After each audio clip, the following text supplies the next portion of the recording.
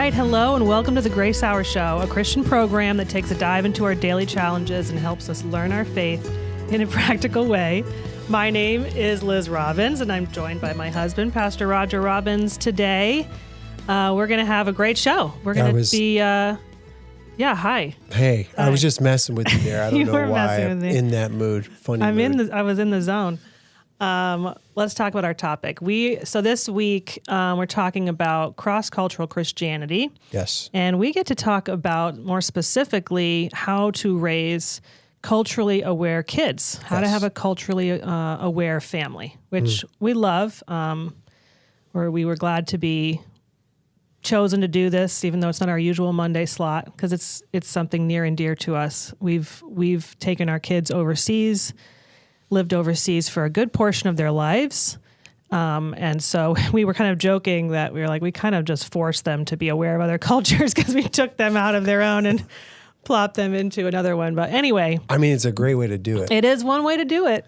I mean, they don't really have a choice, They don't have a choice. We want to spend some time first just kind of considering what culture is. And I think for some listeners, maybe you haven't spent a lot of time thinking about culture, maybe you have, but just to think about what it is and then look at it kind of from a scriptural perspective, just as believers, how we should view culture and how we can apply that in family life, how we teach and speak to our children about other people's cultures and how to view just the world, really. So It's going to be good. Yeah.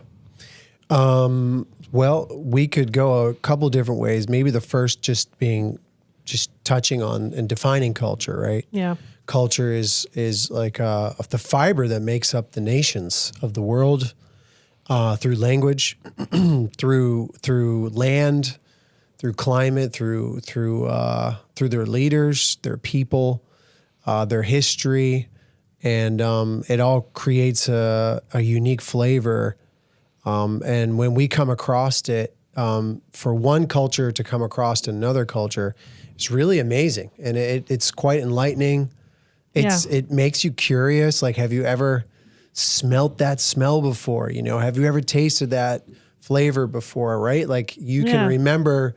I think in America, for us, we're a melting pot, or consider ourselves a melting pot, and it's not so foreign to us to think of all these other nations, because we ourselves come from or were foreigners coming to a land that had its own people. So as we look at it today in the 21st century, we kind of look at all the foreign restaurants and we visit them and we're going to be enlightened by their food and culturally aware by, who is there and how do they speak and how is the restaurant decorated, and their children are playing in the back in the kitchen, and we kind of get a little taste of it. And I think that's kind of as far as it goes, perhaps. Or maybe it's like someone you've come across in your time in school, or the place in which you were raised. It has a minority group, like a certain nationality has come into your town, right? And it's made you aware. Yeah. However,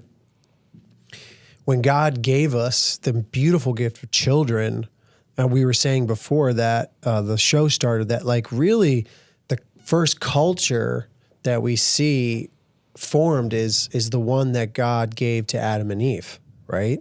That they would start their own family, and really that family sphere, that little circle where there was mom, dad, and children was a culture, and a culture was born. A way of life, a language, a people, a leader, right? A land, a history. Yeah. And so raising children, because they are not aware, right? They are not aware yet. They're just learning about who is dad and what are his roles and responsibilities. Who is mom and what does she do and what are her roles and responsibilities?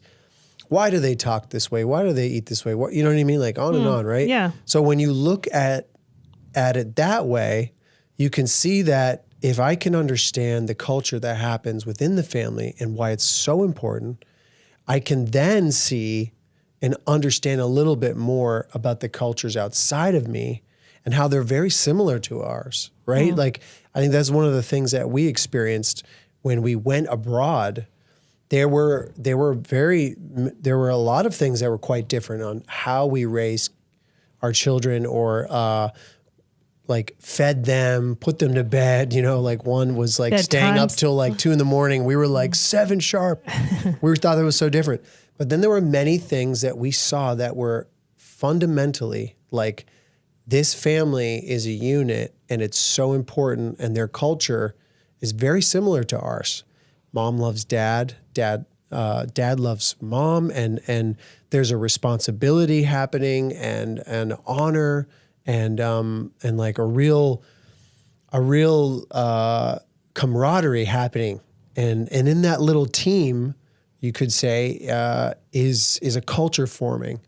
And, you know, like, that's maybe where we want to start. Like, if we go outside of it too much and kind of like point out all the other cultures and like why we're so different, where would that lead us, right? When we're trying to, our subject is talking about making our children or helping our children. How can we do that in our sphere? Well, I think it's also that kids, like you were saying, kids are born into a family, and they're born into that little mini culture that is that family that's within like a broader culture, that country or that part of the country, whatever it is. And I like to use the word flavor, actually, because I feel like even within a country, I mean, certainly in America, we have many different cultures. We're multicultural, and yet we do also have certain things that, you know, are American, you could say. But there's like a flavor to every house almost, you know. I think, and when you're kids, you know yours so well.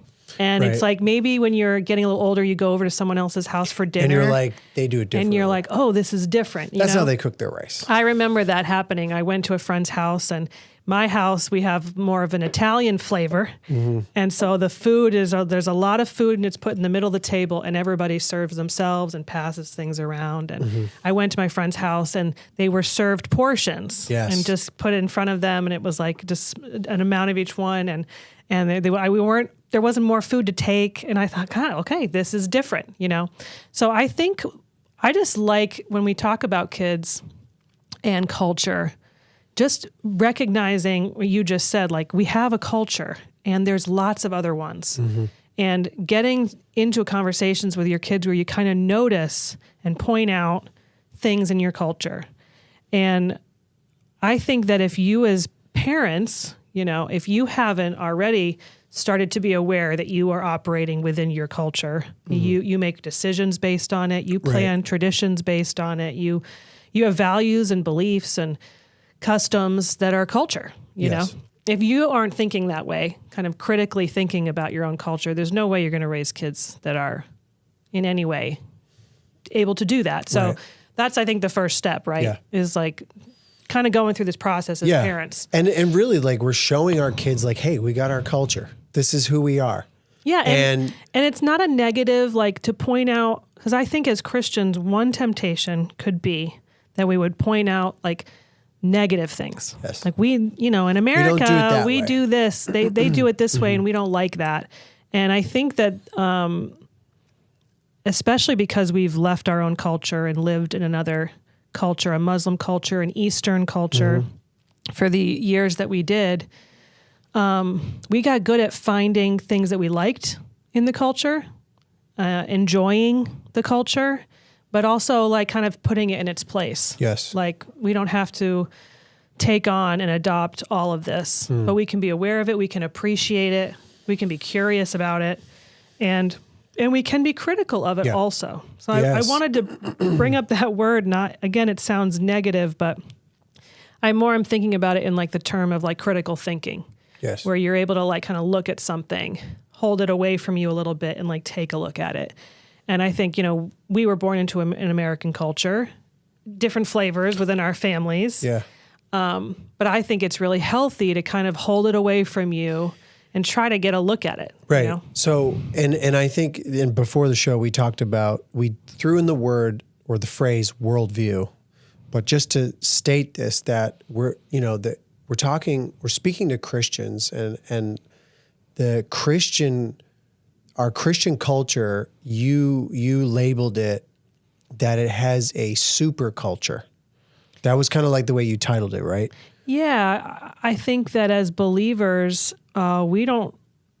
we have the opportunity, I guess, and the gift. privilege of seeing the way that God sees the world. Right. And he supersedes culture. He is above it. Like he transcends it. Because we see, let's all admit first that for the most part, someone who doesn't know God or has God in their life, the regenerating power of the Holy Spirit, like the possession, right? Because when we look at these verses in the Bible, when they're speaking of like God's chosen race and royal priesthood, a holy nation, like it says in 1 Peter 2:9, it says a people of his own possession.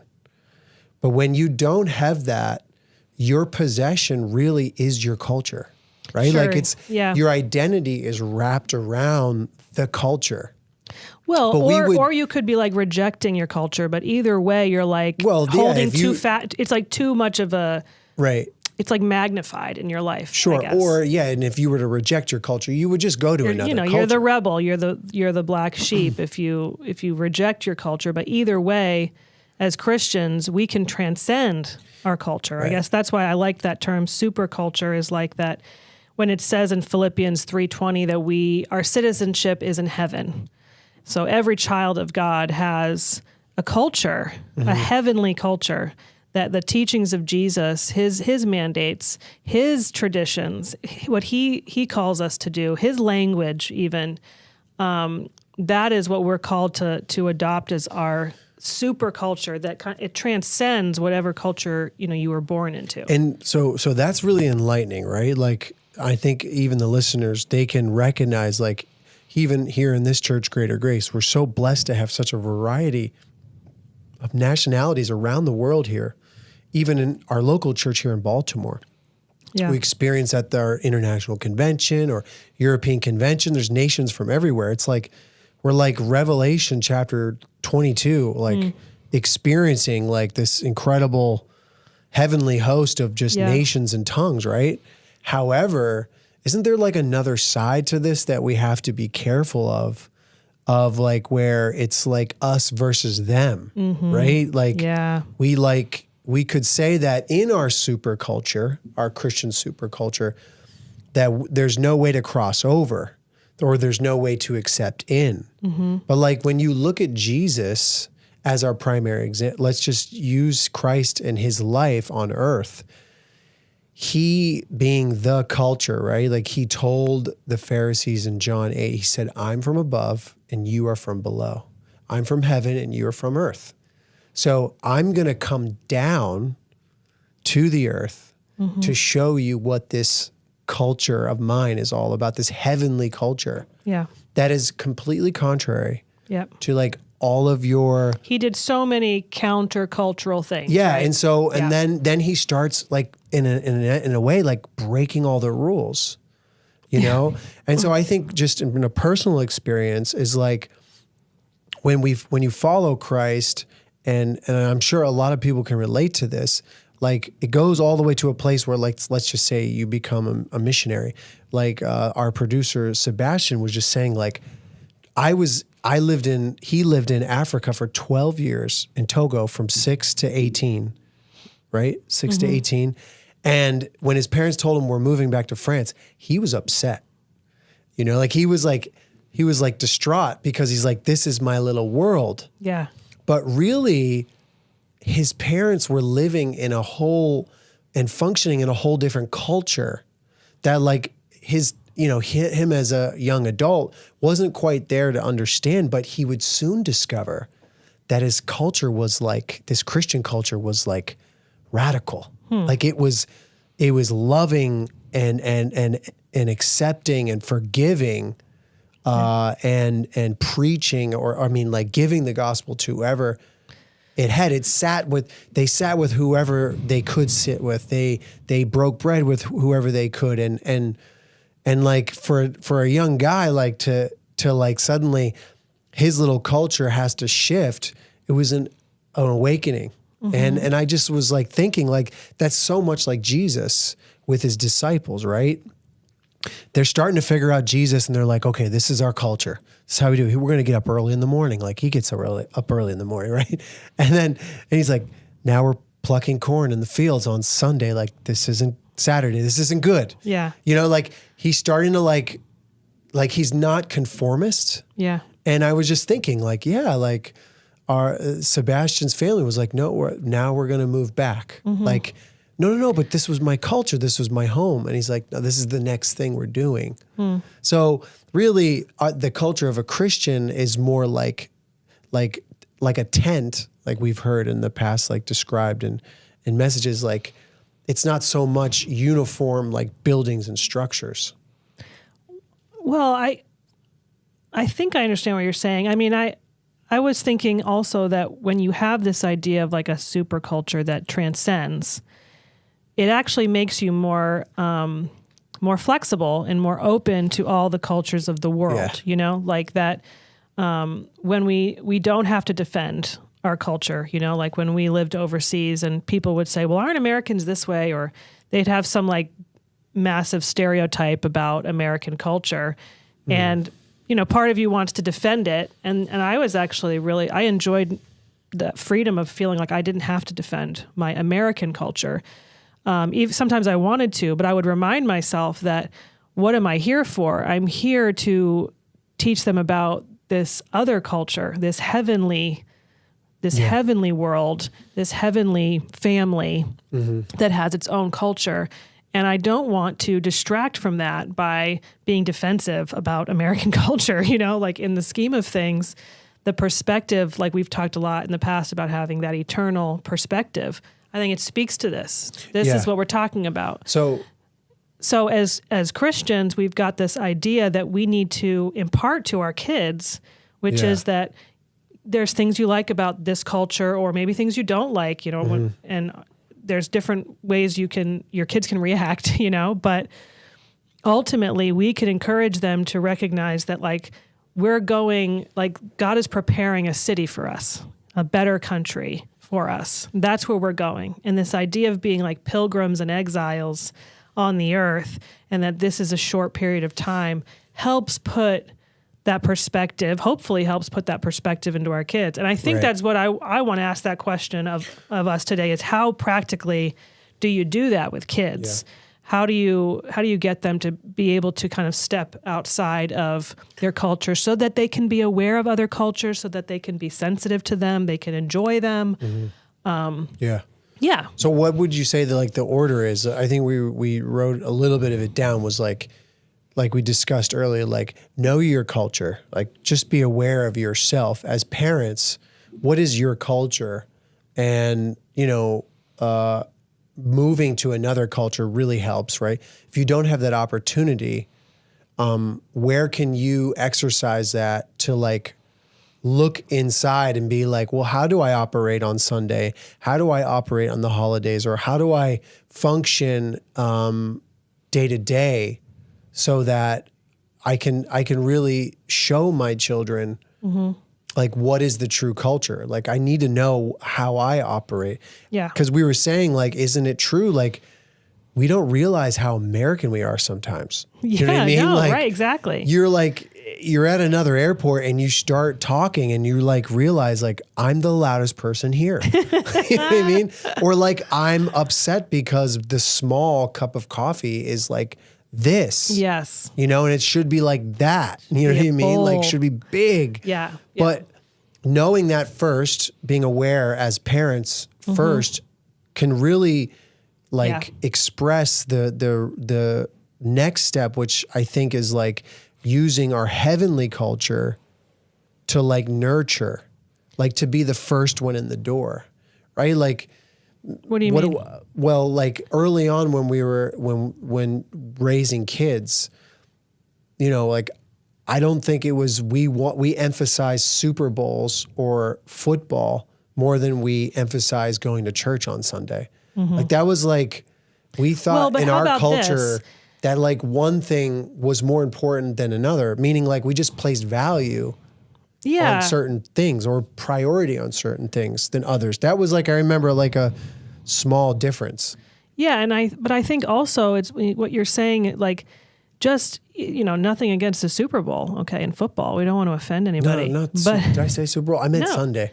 No, Sunday but football. But yeah, Sunday football, yeah. But I think it's important to recognize that that's cultural. Like pointing out to your kids the things that they do that they have no sense that there's a place in the world where people don't do it this way. Yeah. Where people don't think this way. That's what I think is important. Like as parents, if you haven't already realized that, then think about ways to get yourself there where you've kind of had an opportunity to step outside. And of course, if you actually leave your culture and go to another one, that's an amazing way to get a look at your culture from the outside, where now you're in a different one and you see that they're doing things differently.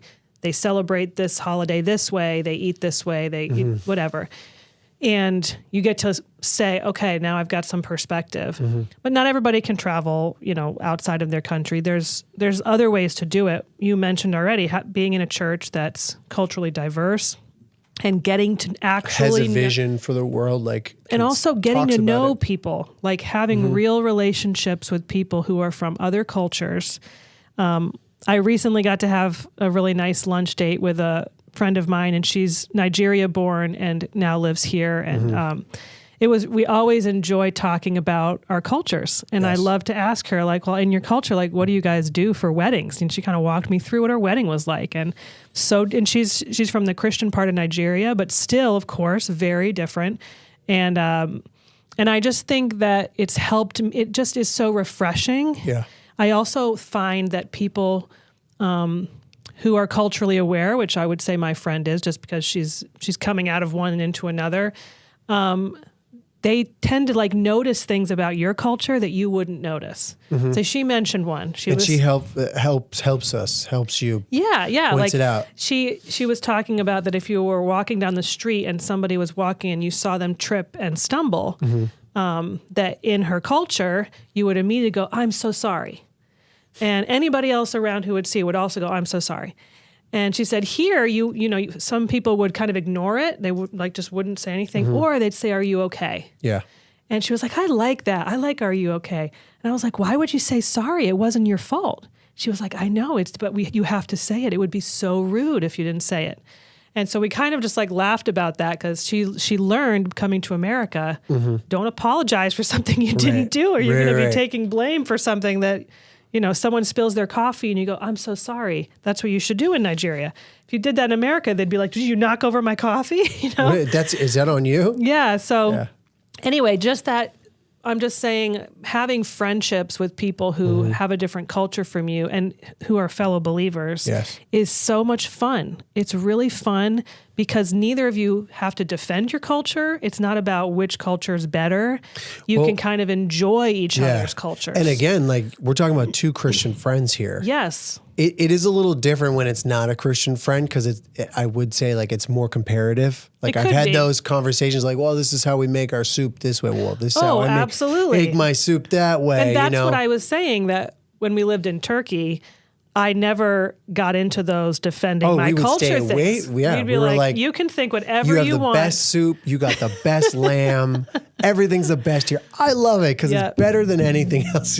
Well, not just that, but that it just takes away from the gospel. Yeah, it takes away from the real. That the point is the gospel. And what do you think about this? So that's a really good point. How about raising? So as we start off with our children, raising God aware or God-centered thinking or consciousness or centeredness versus self-awareness. Yeah. First, there's nothing wrong with self-awareness and reflection as long as God's the leader of it. As long as He's the center. That's a good point. Sometimes draw the picture of the cross and then me in the circle. And then we have this other picture of the circle, me, and then the cross is outside the circle. I'm in the center. And really, I'm in the center. Yeah. So we want to be God conscious. Drop by drop, little step by step. You can do this in practical ways with your children. I think it started by inviting people over our house, opening up our door.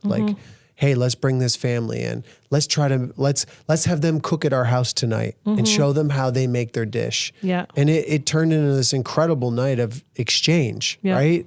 And so then, much, I like the word dignity too, like because of what you just said.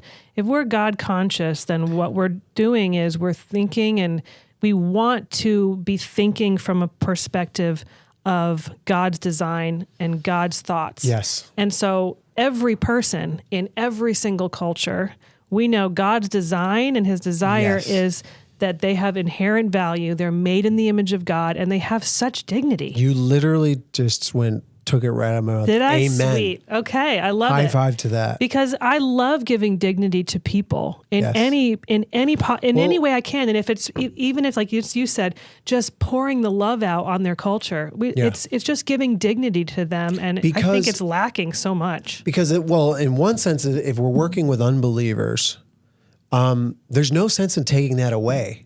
No. Like, why would I strip what little they have when it comes to their fiber and their being, to benefit myself, right? Yeah. But then, like you said, Christians, we should be teaching, and we are instilling the core fundamental truth of intrinsic value. Yeah. We have to tell our children, and we have to believe this for ourselves as parents, that every single person has equal value and equal meaning and weight. That's in huge. God's eyes. He or her is a child, a image bearer of the Almighty. Yeah. And like we pass this on to our children, probably the greatest heritage or inheritance we could ever pass on our children.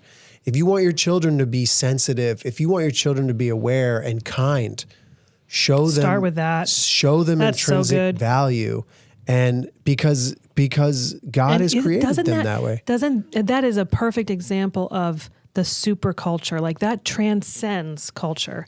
The intrinsic value that God has placed on every human being.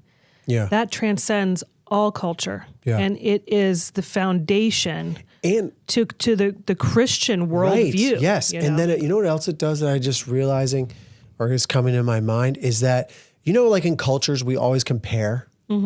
Like, intrinsic value kind of just sets the bar and lets us all free. Yes. Because like God bestowed value on me. Yeah. He is the one that has placed the amount, being his son, Jesus, of course. But to all of us, we can just rest, put the fingers down from pointing or the assumptions and the judgments from shooting out of our minds and mouths and eyes by looks or, slights, and just recognize that each and every one of us are identical and the same.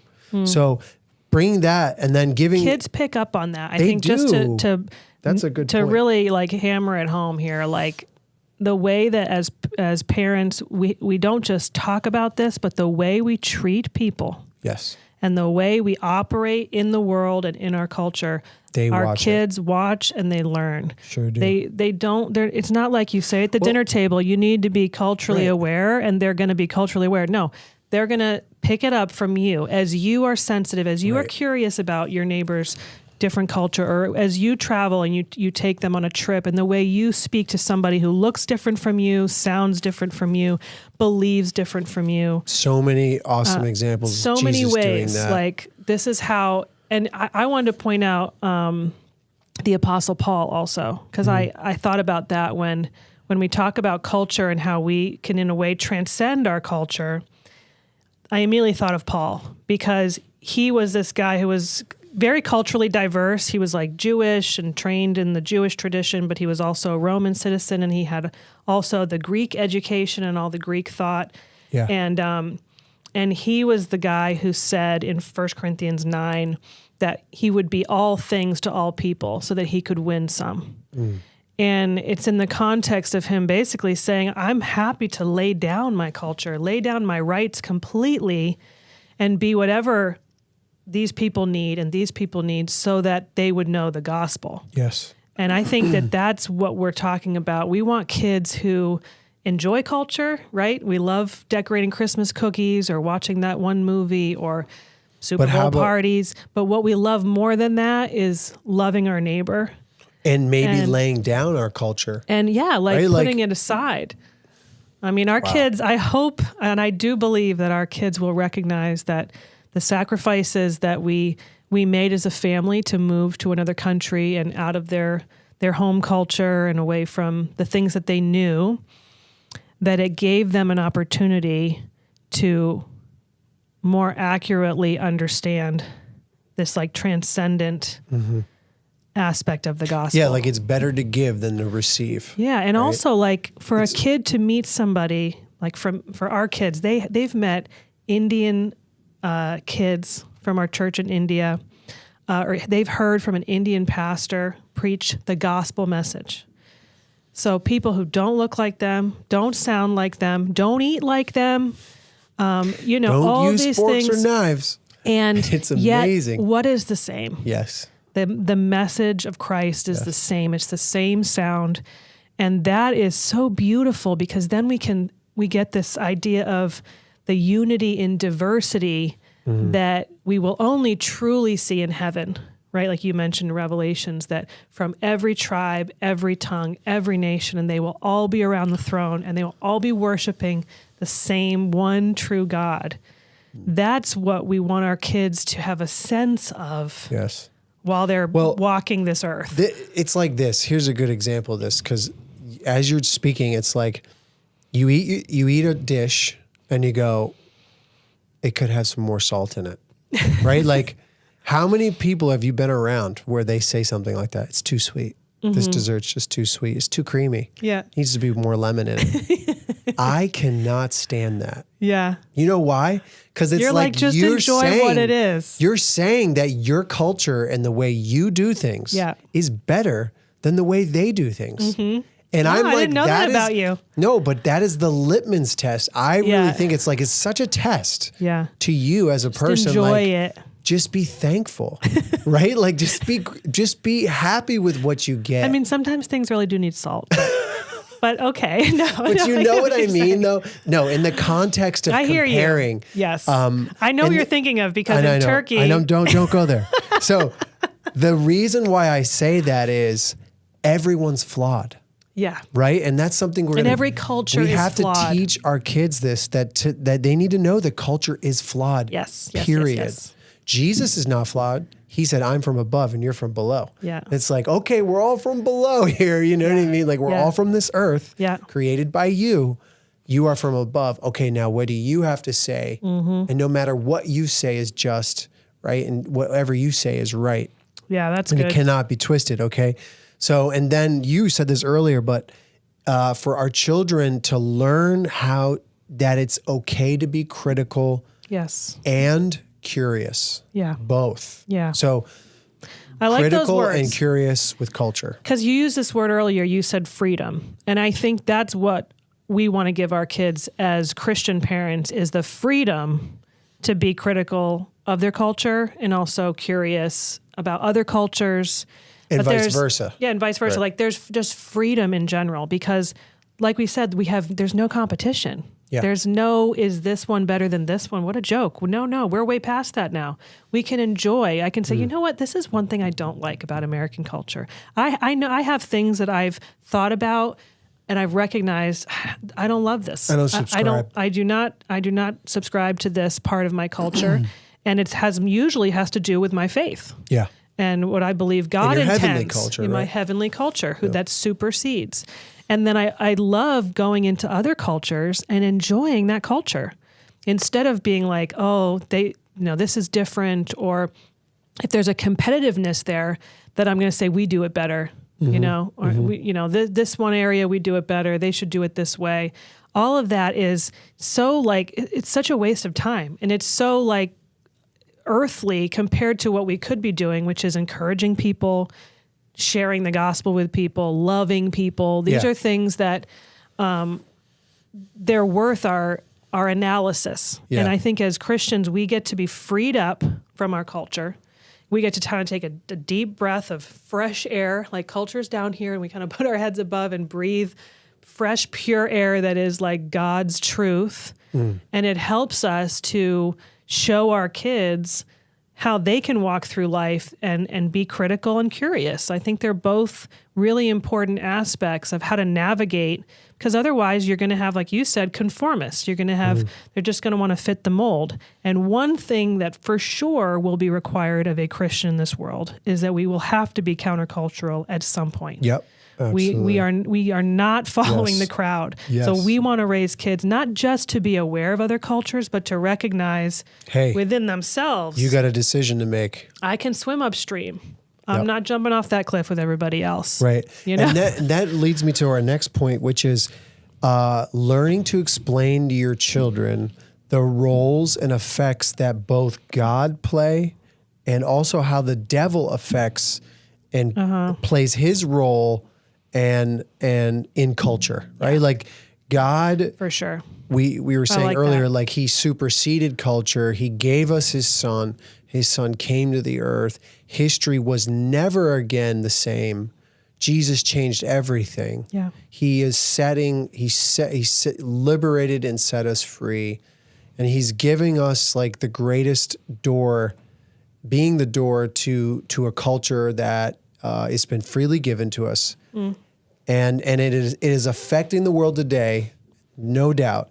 And then we have the devil, and we do see that in his limited ability, not all powerful, not everywhere present, and not all knowing. Yep. But as a created being, he uses culture as a net to gather people, to blind them, to move them, to turn them, right? Like he says jump, people jump. Yeah. You know, he says like, people like. Yeah. The spirit of this world, the zeitgeist, and the devil, we examine it, and through human history, we just ponder for a minute World War II and see the culture that came over and the effects the devil had on that culture in the West and in the East. It was, no one was not touched by the devil's, his wiles, like his plans to use. And I think it's so important to just kind of like expose that in simple ways to children as they grow, like talking about, well, how can this group of people kind of like follow this culture or this religion within the culture? Because that's something that we didn't talk about, but religion is also within culture, or culture is within religion. Yeah.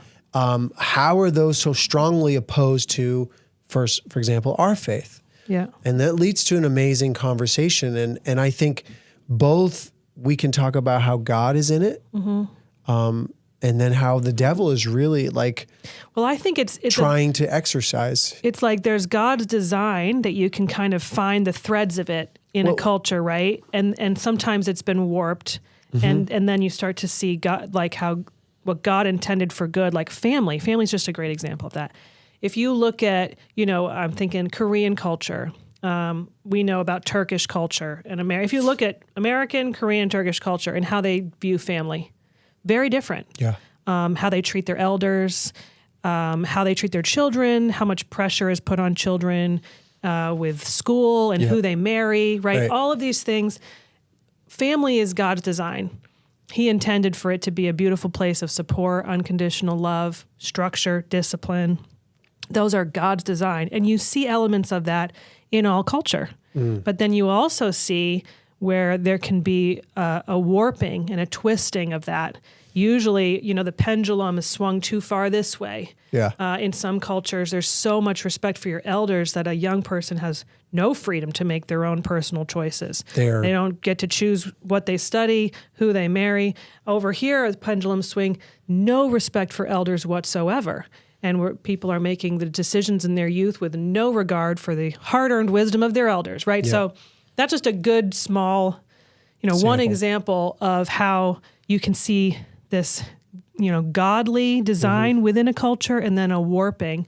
But then I also think there's some things that are just neutral, right? Like Christmas cookie decorating. Like that's neutral. It's wonderful. I like it, but do all Christians who celebrate Christmas have to decorate cookies that are cut out in shapes of stars and snowmen? No, they don't. That's neutral. Right. I can enjoy it. I can ask, what do you do? And so that type of conversation with your kids, I think, the good and the bad, like the godly and the kind of perverse, you could say, or the warped, and then the neutral, and help your kids to identify those, kind of enjoy those conversations. This is how we do this thing, but in this country, they do it this way. And then also like just thinking about that as far as like where God plays his roles, and we see it, we teach it, and then we see also where like, even to current events, I think it's important that we show like, guys, the devil's hand could be in this, like in this, like wars, the wars of the world today. Like our kids are like aware of the different wars that are happening today. For example, our kids are in middle school. So like we have a conversation about that. Like, is God a God of war? Is the devil a God of, or a small g, of war?